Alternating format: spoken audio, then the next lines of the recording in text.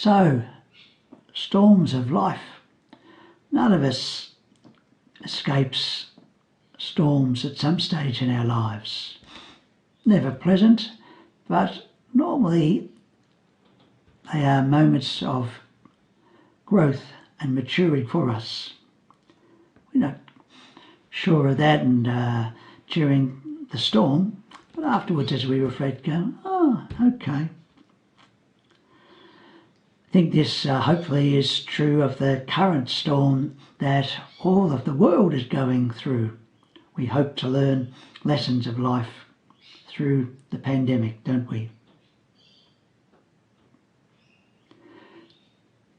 As I sit down and wrote this reflection, soon after shutdown number 4 came along, I was thinking to myself, there are bound to be people whom you know who are really struggling, and even yourselves probably are in a little bit of shock or unsettled. I just hope that this first reading and the Gospel, thank you Deanne and Tom McAdams for your proclamation, I hope that these readings shed some light in your lives. Am I being naive and optimistic? Well, maybe, but I hope not. I hope that these readings do make a difference. I hope that we understand that God is with us in the storms of life. You may well say, well, if God is with us in the storms of life and God is so powerful, why doesn't God stop the pandemic straight away and put a halt to it? Well, folks, God has created an evolutionary world, and God, believe it or not, doesn't have the power to stop the evolution. That's the way God has created it. God creates us as co-creators, co-responsible. Last year I raved and raved about a fantastic book, didn't I, by Father Dennis Edwards called How God Acts. I found the first chapter a bit too scientific for me, but otherwise it's clear and wonderful, reminding us of how God acts and that God doesn't normally act through miraculous ways. Sometimes God does, but very seldom. This book, How God Acts, I strongly recommend to you. I rang Pauline Bookshop and they can get it in for $39. I checked up a couple of email line books and that's more expensive, but whatever, please see if you can get a copy and have a read in this downtime. There is one available copy in our parish library, isn't there? So if you're within 5 k's of the parish centre, please call in and get the key and borrow the book. Are we learning from the pandemic? Well, I think we just may be, bit by bit. Whether we hold on to the learnings is the question, I suppose.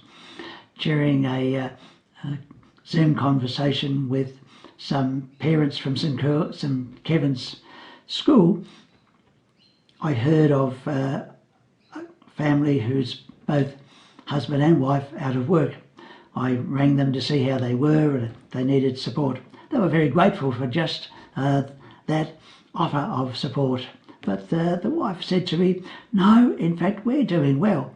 We do have some savings for a rainy day, and this is the rainy day, but we've found that we have more family time. My husband is often away. We have more family time now. We're spending time together. We're enjoying each other's company. We're making sure that we don't waste money. We're learning a lot through this lockdown period.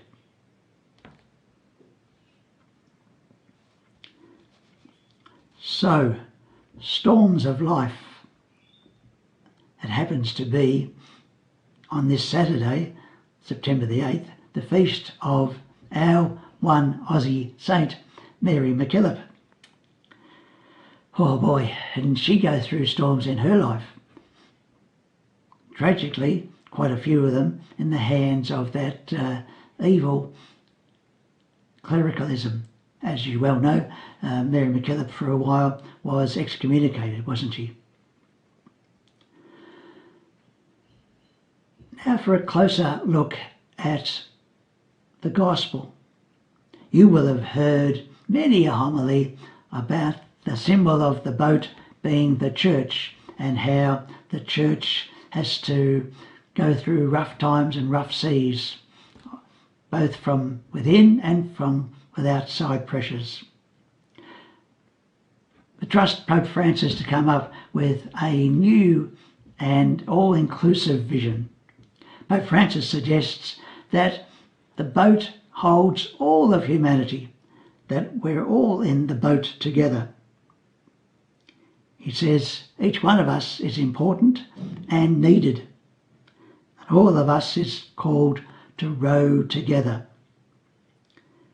We are in need of reassuring each other in the boat. Pope Francis continues with an article that's in our articles of interest. It's entitled 7 Possible Understandings from Pope Francis.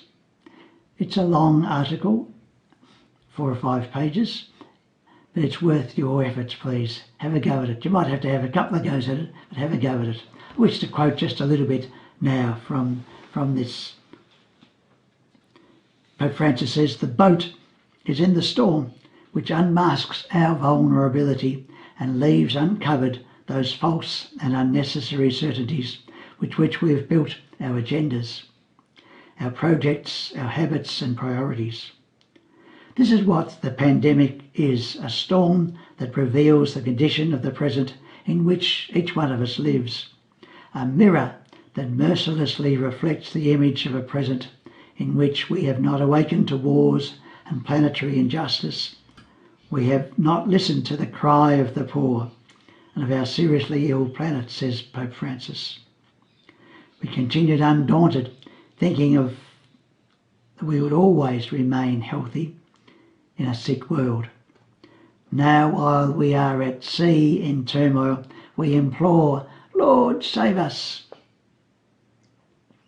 The article continues, looking into this mirror, the prayer is formed. Reality makes prayer spring from the heart, not pious speech, but true speech. Pope Francis says, sailing in this boat, we can look at so many exemplary companions who in fear reacted by giving their lives. And who are these comrades? Francis does not intend to make abstract speeches, does he? He lists them because a list is always the mark of reality in its richness and diversity. So, for example, these comrades are doctors, nurses, supermarket employees, cleaners, caregivers, providers of transport, law and order forces, volunteers, etc., etc. So many others who have understood that no one reaches salvation by themselves.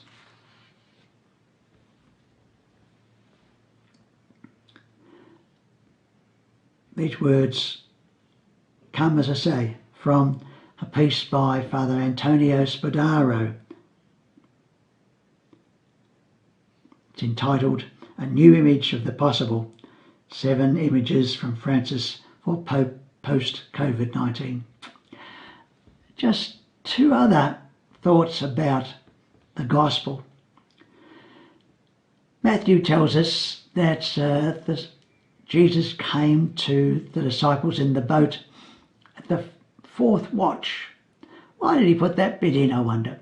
Well, folks, the 4th watch is about 3 o'clock, 4 o'clock in the morning. The time that the mind can run away from us when we wake up and are worried. Maybe it would be good for each one of us to have as a mantra, "Lord, save us." Secondly, note please, Jesus gets in the boat, but he doesn't row across and magically get them to the other side of the shore. They have to continue to row to get there. In other words, folks, we have to continue to work to make our world a better place. And if you go back to the symbol of the boat being the church, you and I have work to be done, don't we? And specifically, I guess, as the Australian Church, ta-da, you know what I'm going to say, the Plenary Council. At the moment, the last final working paper is being written. It's up to you and me to make sure that the things that we want on the agenda happen to be on the agenda. It's no good us saying, those bishops didn't do this, no, those bishops didn't do that, if we have sat back on our hands and not acted.